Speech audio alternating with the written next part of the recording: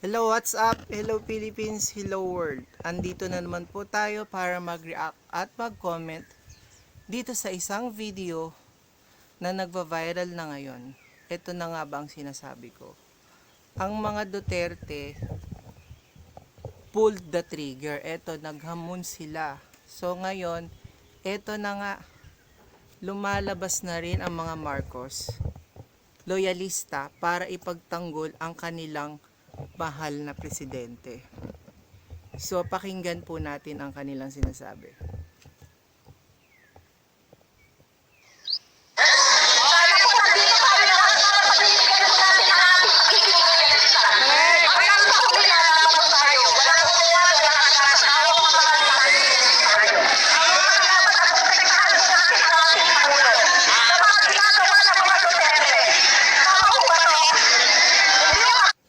Siyan.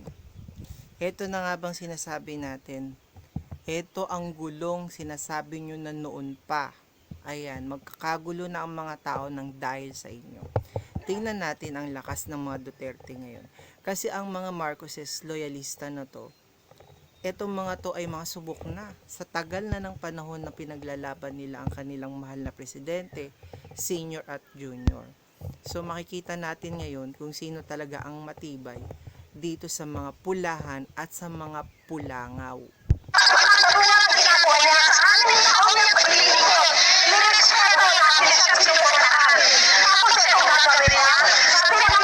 True. Kung gusto mo ng respeto, kailangan mo talagang rumispeto. Lagi po nating tandaan, ang respeto po hindi binibili. Kusa po yung binibigay sa mga taong karespe-respeto. Tingnan nyo naman po ang nangyayari ngayon. So tapos na ang panunungkulan nitong Pangulong Duterte na to. Pero ayan, nakikiepal pa rin siya dito sa gobyerno. Tingnan nyo naman yung mga nakaraang Pangulo. Mayroon bang ganitong naging issue na after ng presidency mo is nakikialam ka pa sa lahat? Wala naman, di ba? Nung naging Pangulo kasi si Duterte, sa pagkakaalam ko talaga, ito ang naisip ko at ito ang alam ko. Siya ang pinakamakapal ang muka sa lahat ng naging presidente. Siya yung may paninindigan sa sarili niya, pinakamalakas ang loob. Siya yung nagmumura, kumukonta sa Diyos, siya lahat. Tingnan nyo, nung naging presidente siya, lahat ng mga walang alam at mangmang sa Senado, naglabasan. Sila pa yung malalakas ang loob, sila pa yung laging maingay, sila ang laging laman ng balita. Kaya sila nananalo kasi dahil dito sa publicity. Kasi ang publicity, bad or good publicity, is still publicity. Tingnan nyo, nung naging presidente si Ramos, lahat ng senador, matatalino, matitino, maayos. Ganon din kay Arroyo. Dumating kay Erap, dumating muna pala kay Erap, nadagdagan ng mga konting walang alam pero tahimik.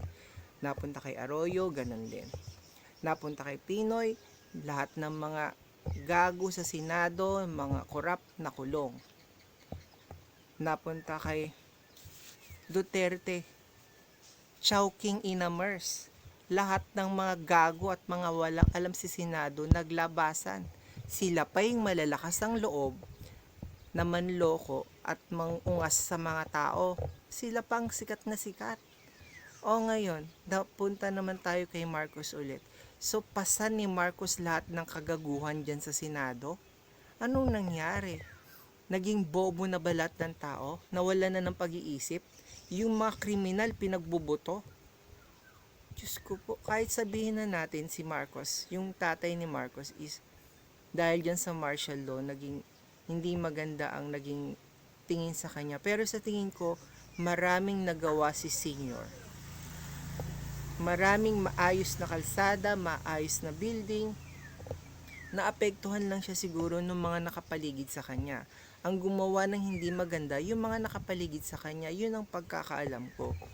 Tsaka tingnan nyo naman, ang namatay nung kay Marcos martial law, 3,200 lang. I-search nyo. Samantalang nung sa extrajudicial killing ni Duterte, 12,000. Ano yan? Times 4? So ngayon mag-isip kayo kung sinong gusto nyo maging Pangulo. kahit naging Pangulo na natin si Duterte, sa tingin nyo ba marami siyang nagawang mabuti? Hindi ko na rin maintindihan ng mga tao nagiging tumatanda ng paurong.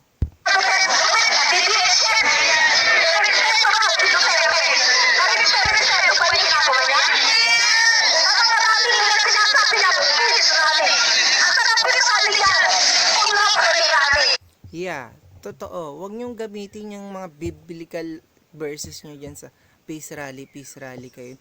Peace rally ang tinatawag niyo, puro galit naman ang pinapalabas niyo sa rally. Paanong peace rally yan?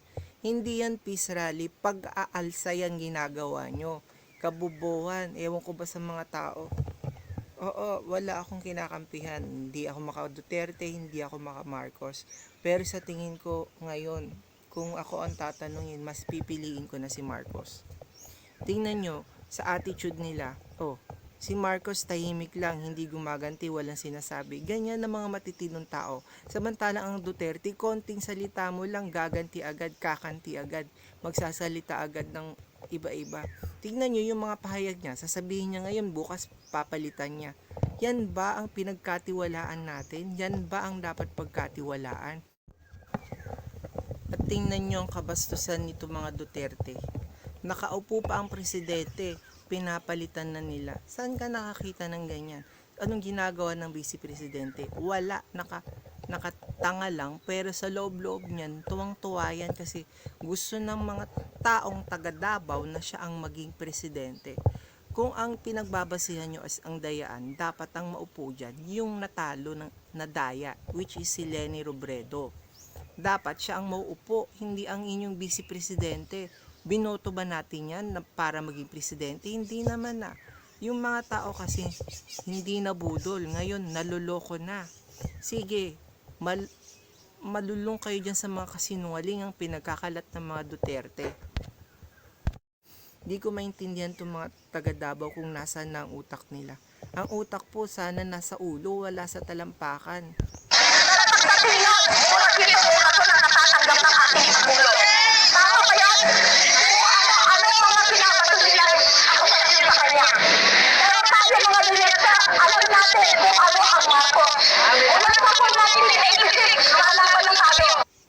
True. So, tama po yung ginagawa nitong mga Marcos. Kung naglabasan na ang mga Duterte para mag-rally na rin kayo para matingnan natin. Bahala na kayo sa buhay nyo, matira matibay. So, makakamping, smile na lang kayo dyan and watch.